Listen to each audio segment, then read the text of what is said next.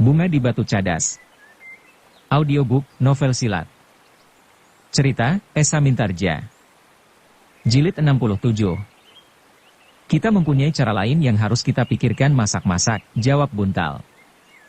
Raden Juiring menarik nafas dalam-dalam. Kemudian katanya dengan nada rendah, apakah jika aku mengejarnya sekarang, aku tidak akan berhasil memburunya sebelum mereka memasuki kota? Sulit, jawab Buntal, kita tidak tahu arah mereka sehingga kita harus mengamati jejak. Mungkin kita akan mendapat arah yang benar, tetapi sementara itu, mereka sudah berada di dalam satu lingkungan prajurit berkuda. Juiring termangu-mangu sejenak. Namun ia pun kemudian berdesis, kau benar Buntal. Aku kira, aku tidak akan berhasil mengejar di Ajeng Wari. Karena itu, marilah kita selesaikan orang-orang yang tertinggal, berkata Buntal kemudian. Juiring mengerutkan keningnya. Namun tiba-tiba wajahnya telah menegang lagi. Dengan lantang ia berkata, mereka memang harus diselesaikan. Raden Juiring meloncat turun dari kudanya. Kemudian ia pun telah berlari kembali ke arena pertempuran di sebelah padepokan. Seperti saat ia memasuki padepokan, maka ia pun telah meloncati dinding. Buntal pun menyusulnya di belakang. Ia sadar bahwa Juiring masih diliputi oleh kegoncangan perasaan, sehingga karena itu ia akan dapat melakukan sesuatu yang mengejutkan. Ketika Raden Juiring sampai ke arena pertempuran, maka keadaannya benar-benar telah tidak seimbang. 5 orang yang tersisa, bertempur melawan 3 orang yang memiliki kemampuan jauh di atas kemampuan mereka. Dengan demikian, maka kelima orang itu sama sekali sudah tidak berpengharapan untuk dapat menyelamatkan diri. Dalam pada itu, terdengar suara Kiai Danatirta, sudahlah Kisanak. Menyerah sajalah. Kita akan dapat berbicara dengan baik. Namun agaknya Juiring mendengar tawaran Kiai Danatirta itu. Karena itu maka ia pun berteriak, tidak. Semua orang harus mati. Juiring, desis Kiai Danatirta yang kecemasan, bagaimana dengan adikmu? Kedua setan itu dengan licik telah membawa di Ajeng Wari. Aku tidak tahu bagaimana nasibnya. Karena itu, yang tinggal di antara prajurit berkuda itu harus mati, geram Juiring yang telah berdiri beberapa langkah dari arena pertempuran. Sejenak kemudian, Buntal pun telah berdiri di belakangnya dengan jantung yang berdebar-debar. Dalam pada itu Raden Juiring sudah siap untuk meloncat menyerang dan membunuh orang-orang yang tersisa. Namun di belakangnya Buntal berdesis, Kakang Juiring. Ingatlah bahwa kau adalah seorang yang berdarah kesatria. Kau harus mempunyai wawasan yang luas terhadap mereka yang sudah tidak berdaya. Di dalam perang, membunuh atau dibunuh merupakan pilihan yang sangat wajar. Tetapi di dalam peperangan kita dapat menunjukkan bahwa kita masih tetap menjunjung tinggi nilai-nilai kemanusiaan. Apa maksudmu? Bertanya Juiring. Ayah sudah menawarkan kepada orang-orang itu agar mereka menyerah. Dengan demikian, maka tidak diperlukan cara penyelesaian yang lain, jawab Buntal. Juiring yang masih diliputi oleh kegelapan hati menyahut lantang, tidak. Aku akan membunuhnya karena mereka pun licik seperti liciknya Kumpeni. Aku tidak merasa berhadapan dengan prajurit-prajurit yang pantas diperlakukan sebagai prajurit. Tetapi aku merasa berhadapan dengan penjahat-penjahat yang tidak mungkin lagi diampuni karena tidak akan pernah terjadi penyesalan di dalam hati mereka. Disinilah letak kebesaran jiwa seseorang, Juiring. Kiai Danatirtalah yang menjawab, sekali lagi aku ingin menawarkan kepada prajurit-prajurit berkuda ini, agar mereka menyerah saja, itu tidak adil, Juiring hampir berteriak. Mereka membawa di Ajeng Wari. Kita dapat memperhitungkan kemudian, jawab Kiai Danatirta, tetapi jika mereka akan menyerah, biarlah mereka menyerah. Prajurit berkuda yang sudah tidak mempunyai harapan sama sekali itu memang tidak mempunyai pilihan lain. Tetapi kehadiran Juiring yang sangat marah itu rasa-rasanya membuat hati mereka semakin cemas. Namun demikian, mereka masih berharap bahwa di antara orang-orang padepokan itu masih ada yang berkepala dingin dan tidak berbuat sewenang-wenang.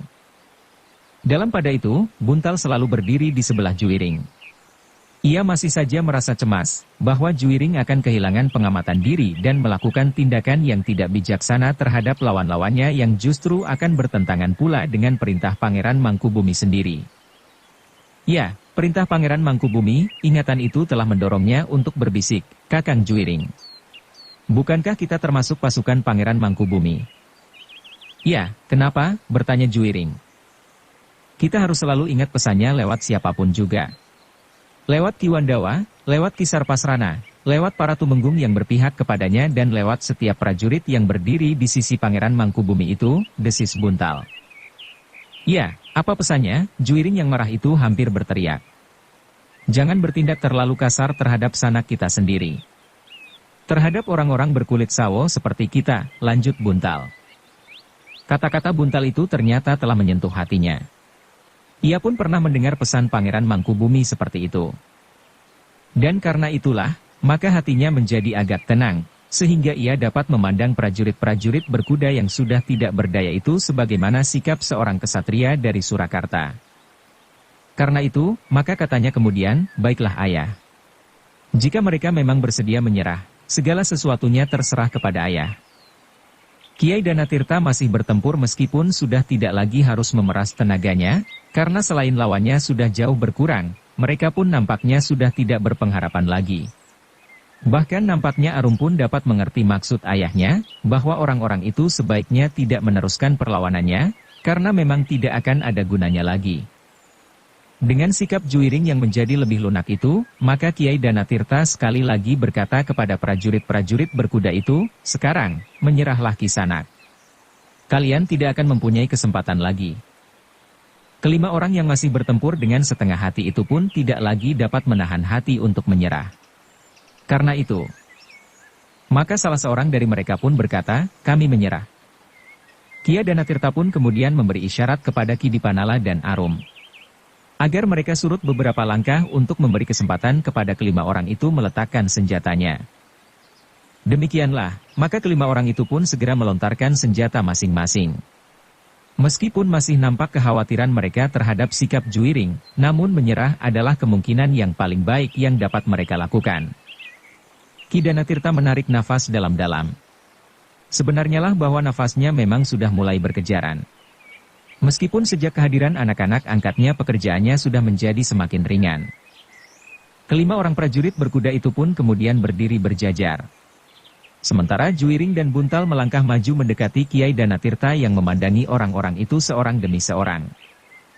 Namun tiba-tiba katanya, lihatlah kawan-kawanmu yang terluka itu.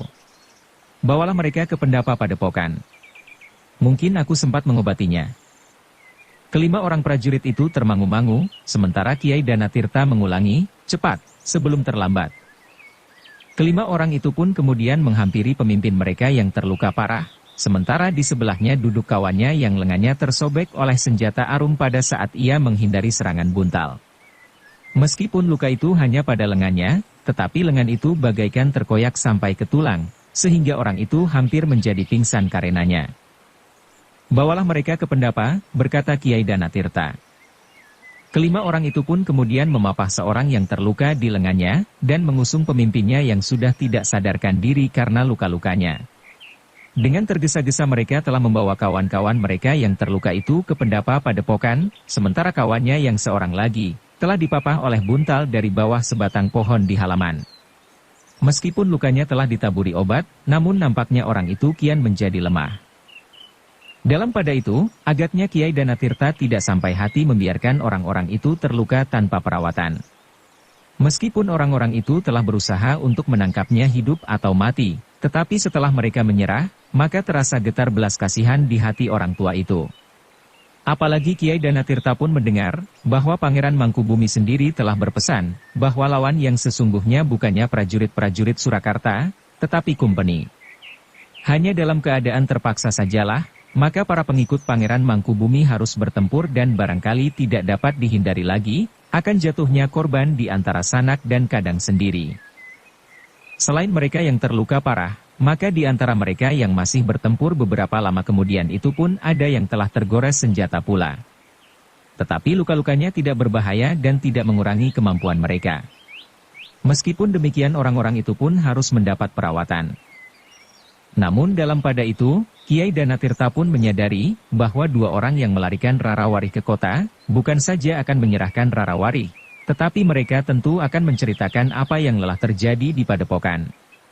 Apalagi jika mereka telah mengetahui bahwa Juiring ada pula di padepokan Jati Aking. Karena itu, setelah Kiai Danatirta selesai dengan mengobati orang-orang itu, maka ia pun mengajak anak-anak angkatnya dan Ki Dipanala masuk ke ruang dalam. "Bagaimana dengan orang-orang itu?" bertanya Juwiring. "Biarlah mereka berada di pendapa," jawab Kiai Danatirta. "Apakah mereka tidak akan lari?" bertanya Buntal pula. "Untuk sementara tidak," jawab Kiai Danatirta pula. "Tetapi kita tidak boleh terlalu percaya kepada orang-orang itu," desis Arum pula. "Percayalah," jawab Kiai Danatirta, "mereka tidak akan lari." Ketiga anak-anak muda itu tidak memaksa Kiai Danatirta untuk mengambil sikap tertentu kepada ketiga orang itu.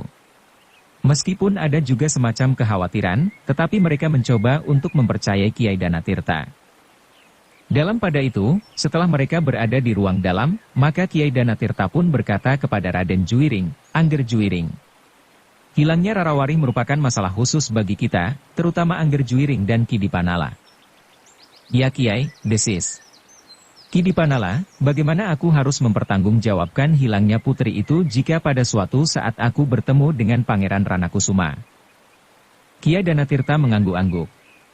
Tetapi sebelum ia menyahut, Juwiring telah mendahuluinya, "Aku belum sempat menceritakan apa yang terjadi di pertempuran besar itu, ya." "Kau memang belum mengatakan sesuatu," desis Kiai Danatirta.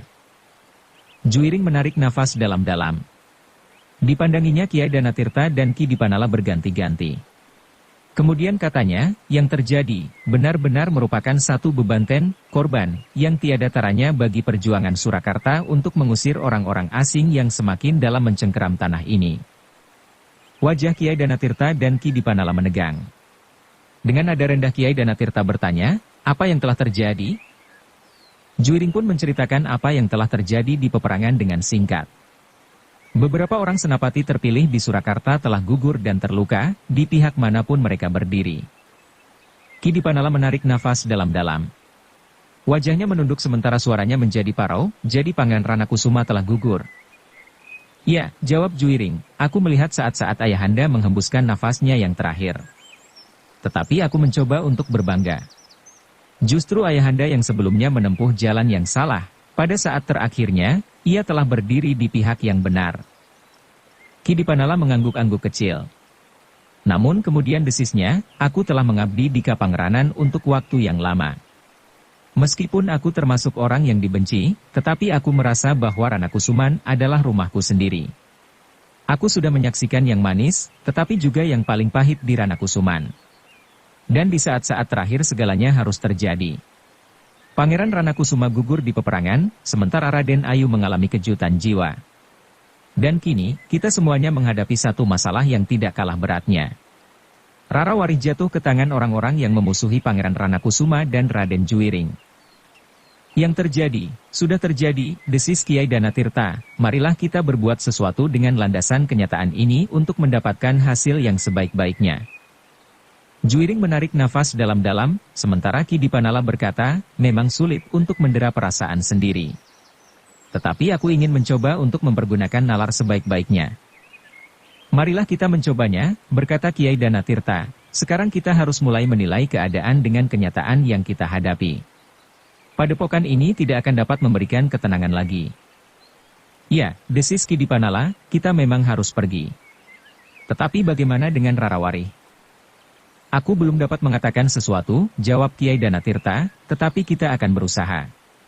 Sementara itu kita harus membuat satu keadaan di mana kita masih dapat berusaha." "Aku mengerti maksud ayah," sahut Juwiring, "kita lebih dahulu memikirkan kemungkinan untuk menyelamatkan diri." "Ya," sahut Kiai Danatirta, "kita harus segera meninggalkan padepokan ini. Sebentar lagi padepokan ini tentu akan dikepung oleh kekuatan yang lebih besar. Kedua prajurit yang membawa Rarawari itu akan mengatakan segala-galanya. Bahkan mungkin yang tidak pernah terjadi pun akan dikatakannya." "Baiklah ayah," jawab Juwiring, "tetapi bagaimana dengan orang-orang itu?" "Biarlah mereka kita tinggalkan di sini," jawab Kiai Danatirta. "Hi," Raden Juwiring terkejut, "apakah maksud ayah, mereka akan kita lepaskan begitu saja?" "Ya. Kita tidak mempunyai cara lain. Kita tidak akan dapat menawan mereka dan membawa kemana kita pergi," jawab Kiai Danatirta, "dan sebaliknya kita tidak akan dapat membunuh mereka semuanya." Wajah Juwiring menjadi tegang. Tetapi ia tidak segera dapat mengatakan apa yang sebaiknya harus dilakukannya. Memang benar seperti yang dikatakan oleh Kiai Danatirta, bahwa mereka tidak akan dapat membawa orang-orang itu kemana mereka pergi. Sebaliknya, mereka pun tidak akan dapat membunuh mereka yang telah menyerah itu. Dalam pada itu, Buntal dan Arum pun termangu-mangu. Mereka pun merasa bahwa tidak adil untuk melepaskan orang-orang itu begitu saja. Tetapi juga tidak akan dapat melakukan yang lain seperti dikatakan oleh Kiai Danatirta. Dalam pada itu, Kiai Danatirta pun berkata, dalam keadaan yang wajar, kita akan dapat melakukan sesuatu yang lebih baik dan masuk akal. Jika kita menangkap 1-2 orang penjahat, maka kita akan dapat menyerahkannya kepada yang berkewajiban. Tetapi dalam keadaan seperti ini, tidak. Dan kita pun tidak berniat untuk menghakimi dan menghukum mereka sendiri. Ketiga anak-anak muda itu mengangguk-angguk. Bahkan Ki Dipanala pun ikut mengangguk-angguk pula. Sebenarnya lah ia mempunyai perasaan seperti ketiga anak-anak muda itu. Apalagi ia pun merasa bahwa hampir saja nyawanya direnggut oleh orang-orang itu, seandainya Juwiring, Buntal dan Arum tidak segera datang. Bahkan 2 di antara mereka telah mengambil Rarawari. Putri Pangeran Ranakusuma yang dengan susah payah telah dibawa menyingkir dari istana Ranakusuman. Namun demikian, Ki Dipanala tidak akan dapat membantah keputusan Kiai Danatirta. Apalagi keputusan itu memang dapat dimengerti. Seandainya ia menolak, maka ia harus dapat menunjukkan cara yang lebih baik. Namun dalam pada itu, mereka akhirnya mengambil keputusan seperti yang dimaksud oleh Kiai Danatirta. Mereka akan segera meninggalkan padepokan itu, sementara para prajurit dari pasukan berkuda yang telah mereka kalahkan itu akan mereka tinggalkan di padepokan. Tetapi agar orang-orang itu tidak melakukan hal-hal yang tidak diinginkan, misalnya mengikuti jejak mereka yang akan dapat menjadi petunjuk bagi orang-orang berikutnya yang akan mencari mereka, maka Kiai Danatirta tidak berkeberatan jika kuda-kuda dari prajurit-prajurit berkuda itu dilepaskan dan justru disingkirkan dari padepokan itu. Demikianlah, ketika keputusan itu sudah bulat, maka Kiai Danatirta pun kemudian bangkit dan keluar ke Pendapa diikuti oleh Ki Dipanala dan ketiga anak-anak muda yang telah bergabung dengan pasukan Pangeran Mangkubumi itu. Ketika mereka keluar dari pintu yang menyekat ruang dalam dan peringgitan, maka mereka melihat orang-orang yang telah menyerah itu masih tetap berada di tempatnya. Raden Juwiring menarik nafas dalam-dalam. Seperti yang dikatakan oleh Kiai Danatirta, tidak seorang pun yang melarikan diri meskipun kesempatan terbuka. Bahkan tanda-tanda untuk itu pun sama sekali tidak nampak. Seolah-olah mereka adalah cantrik-cantrik padepokan yang patuh menunggu Kiai Danatirta keluar dari sanggar untuk memberikan petunjuk-petunjuk tentang ilmu kanuragan dan ilmu kajiwan. Dalam pada itu, Kiai Danatirta dan Ki Dipanala serta ketiga anak-anak muda itu pun duduk di antara orang-orang yang telah menyerah itu dengan sikap wajar, seolah-olah tidak ada batas di antara mereka. Namun justru karena itu, maka para prajurit dari pasukan berkuda itu telah menundukkan kepalanya. "Bagaimana keadaan kawan-kawan kalian yang terluka?" bertanya Kiai Danatirta. Seorang yang tertua di antara mereka menjawab meskipun dengan ragu-ragu, nampaknya mereka menjadi lebih tenang Kiai. "Yang paling parah adalah yang terluka melintang di dada," berkata Kiai Danatirta, "yang nampaknya adalah pemimpin kalian." "Ya, ia adalah pemimpin kami," jawab prajurit itu. Kiai Danatirta mengangguk-angguk. Namun ia pun kemudian beringsut mendekati orang yang terbaring di pendapa itu. Juwiring menahan nafasnya ialah yang telah menggoreskan pedangnya di dada orang itu. Namun dalam keadaan yang khusus, maka hal itu dapat saja terjadi. Jika ia tidak berbuat demikian, maka mungkin ia sendirilah yang akan mengalami luka parah seperti itu. Namun nampaknya obat yang diberikan oleh Kiai Danatirta mempunyai pengaruh pula atas orang itu. Darahnya telah mampat, dan bahkan kemudian orang itu telah membuka matanya. "Tenanglah," berkata Kiai Danatirta, "jangan bergerak, agar lukamu tidak berdarah lagi." Orang itu mengedipkan matanya. Semakin lama semakin jelas, bahwa orang yang duduk di sebelahnya adalah Kiai Danatirta. Namun nampaknya Kiai Danatirta itu tidak berbuat apa-apa atasnya. "Tidurlah jika mungkin," berkata Kiai Danatirta, "beristirahat adalah satu-satu obat yang baik bagimu Kisanak." Orang itu tidak menjawab. Tetapi matanya sajalah yang berkeredipan. Namun dalam pada itu, nampak betapa pertanyaan yang kisruh telah beraduk di dalam dadanya. Sementara itu, Kiai Danatirta pun kemudian berkata kepada para prajurit itu, "Kisanak, tidak sebaiknya aku tetap berada di padepokan ini. Sudah aku katakan, bahwa para cantrik telah meninggalkan padepokan ini. Yang tinggal hanyalah aku berdua dengan Ki Dipanala. Sebenarnya ada orang ketiga, Rarawari yang telah dibawa oleh kedua orang kawanmu yang telah melarikan diri lebih dahulu. Sebenarnya nyawa Rarawari lebih berharga dari nyawa kalian semuanya. Tetapi kami tidak dapat membunuh kalian. Hendaknya kalian menjadi saksi bahwa sikap ini adalah sikap prajurit Pangeran Mangkubumi." Orang tertua di antara prajurit itu bertanya, "Jadi Kiai akan pergi kemana?" Kiai Danatirta tersenyum. Jawabnya, "Kami memang tidak dapat, biarlah mempercayai kalian sepenuhnya. Karena itu, kami tidak akan dapat menjawab, kemana kami akan pergi." Orang itu mengangguk-angguk. Katanya, "Maaf Kiai. Kami mengerti, bahwa kami memang pantas untuk dicurigai. Karena itu terserahlah kepada Kiai." "Baiklah. Kami mohon diri. Kami titipkan padepokan ini kepada kalian. Aku yakin, bahwa sebentar lagi akan datang kawan-kawan kalian, setelah kedua orang yang membawa Rarawari itu sampai ke kota," berkata Kiai Danatirta. Prajurit-prajurit itu terheran-heran. Salah seorang dari mereka bertanya, "Kenapa Kiai menitipkan padepokan ini kepada kami? Kami terikat dengan tugas kami, sehingga kami harus kembali ke Surakarta." Kiai Danatirta tertawa. Katanya, "Jika kalian harus pergi, pergilah. Tetapi barangkali ada satu pekerjaan yang dapat kalian lakukan. Sebutlah, bahwa aku minta tolong kepada kalian, untuk membagi ternak dan semua binatang peliharaan di padepokan ini kepada orang-orang di sekitar padepokan ini. Kami tidak dapat atau katakan tidak sempat melakukannya. Kami cemas, bahwa tidak lama lagi kawan-kawan kalian akan datang dan bermaksud menangkap kami seperti yang kalian lakukan. Hidup atau mati. Sehingga dengan demikian kami akan terpaksa bertempur lagi. Kami terpaksa untuk mempertahankan diri. Yang barangkali agar tidak dibunuh maka kami akan membunuh saudara-saudara kami yang berkulit sawo."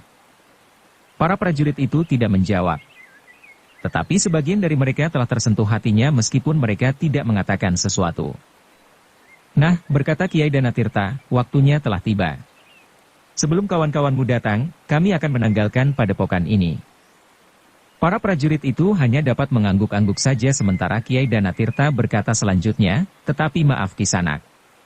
Kami terpaksa untuk menghalau kuda-kuda kalian, karena pertimbangan-pertimbangan tertentu yang barangkali tidak masuk akal." Para prajurit itu terkejut. Tetapi sebagian dari mereka menyadari bahwa mereka tidak akan dapat berbuat apa-apa, sehingga karena itu, maka mereka pun hanya berdiam diri saja. Namun ternyata salah seorang dari mereka berkata, "Kuda-kuda itu milik kami Kiai. Kiai tidak wenang untuk melakukannya. Kami hanya menjaga keselamatan diri kami," jawab Kiai Danatirta. "Itu berarti bahwa Kiai hanya mementingkan diri sendiri. Jika Kiai mau pergi, pergilah. Tetapi jangan mengganggu milik kami. Apalagi hal itu semata-mata karena Kiai hanya mengenal kepentingan diri sendiri saja," berkata prajurit itu pula. "Tutup mulutmu, Arumlah yang membentak, kau kira apa yang kau katakan itu berarti bagi kami?" Prajurit itu benar-benar merasa terhina. Apalagi ternyata bahwa anak muda itu seorang gadis. Namun sebelum ia berkata sesuatu Arum mendahului, "Ingat. Kami dapat membunuh kalian jika kalian mengatakan bahwa kami hanya mengenal kepentingan diri sendiri." Para prajurit itu termangu-mangu. Namun prajurit itu masih membantah, "Lalu apakah keuntungan kalian dengan menghalau kuda-kuda kami?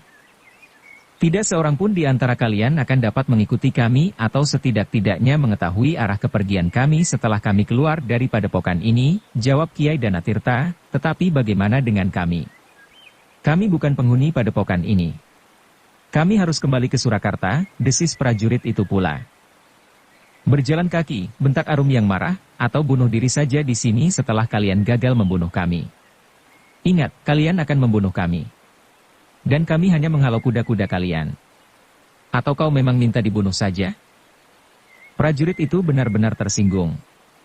Tetapi ia menyadari keadaannya, sehingga karena itu, maka wajahnya sajalah yang menjadi merah padam. Namun dalam pada itu, terdengar desis perlahan, "Dengar perintahku." Prajurit itu berpaling. Yang lain pun berpaling pula. Ternyata pemimpinnya yang terluka itu telah membuka matanya dan berbicara betapapun lirihnya. Seorang di antara para prajurit dari pasukan berkuda itu mendekat. Dan pemimpinnya yang terluka itu berkata, "Dengar perintahku," ulangnya, "apapun yang akan dilakukan oleh Kiai Danatirta, kalian tidak wenang lagi membantah, karena kita semuanya adalah tawanannya." Prajurit-prajurit itu termangu-mangu sejenak. Namun kemudian prajurit yang tersinggung oleh sikap Arum itu pun dengan hati yang sangat berat, harus menerima perintah itu. Apalagi ia pun menyadari bahwa ia tidak akan dapat berbuat apa-apa betapapun hatinya bergejolak. Dalam pada itu, sebenarnya lah Arum benar-benar menjadi marah kepada prajurit yang seorang itu. Tetapi ia pun harus menahan hati. Seandainya ia tidak terikat oleh perintah ayahnya, maka ia tentu sudah bertindak atas prajurit yang saru sebenarnya lah, bahwa Kiai Danatirta pun kemudian berkata, "Sudanlah, kami akan berangkat. Sekali lagi aku minta tolong agar segala binatang peliharaan di padepokan ini dapat diserahkan, atau biarlah orang-orang di sekitar padepokan ini datang sendiri untuk mengambilnya, meskipun dengan demikian diperlukan pengawasan agar mereka tidak saling berebutan." "Baiklah Kiai," jawab prajurit yang tertua, "kami akan mencoba melakukannya." Bersambung ke jilid 68. Dukung kami dengan subscribe, follow, like, komen dan share. Terima kasih.